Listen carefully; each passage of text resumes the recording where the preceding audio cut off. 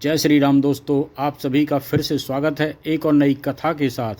और मैं भगवान से प्रार्थना करता हूँ कि आप और आपका परिवार हमेशा स्वस्थ रहे, मस्त रहे। तो दोस्तों, आज की कथा है संत एकनाथ जी की कांवड़ यात्रा। संत श्री एकनाथ जी के जीवन की एक कथा आती है कि वे एक समय अपने कुछ शिष्यों के साथ गंगोत्री से कांवड़ पर जल लेकर श्री रामेश्वरम चढ़ाने के लिए जा रहे थे।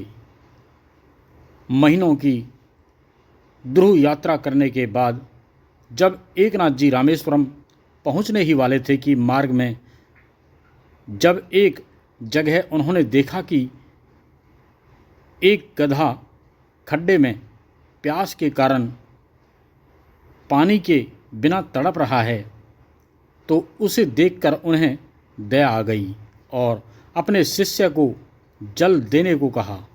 शिष्य बोले, गुरुजी, जल तो सब समाप्त हो गया, पीछे कहीं और मिला भी नहीं जो पुनः भर लेते। संत एकनाथ जी ने कहा, अरे भाई, ये गधा बिना जल के प्राण त्याग देगा, इसे कहीं से भी जल पिलवाओ।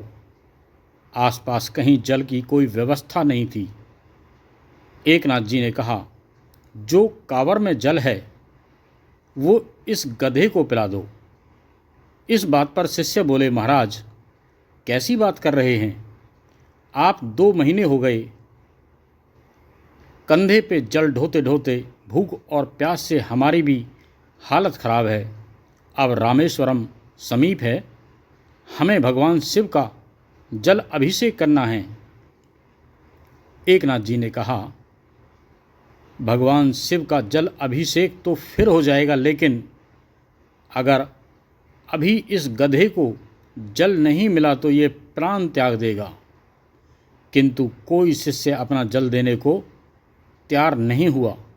अंत में एकनाथ जी ने कहा, लाओ मेरी कांवड़ से जल निकाल के लाओ। और एकनाथ जी ने जैसे ही कांवड़ का गंगा जल गधे के मुंह में डाला तो गधे में से स्वयं भगवान शिव प्रकट हो गए और एकनाथ जी को कहा, एकनाथ जी, अब आपको रामेश्वरम जाने की आवश्यकता नहीं है।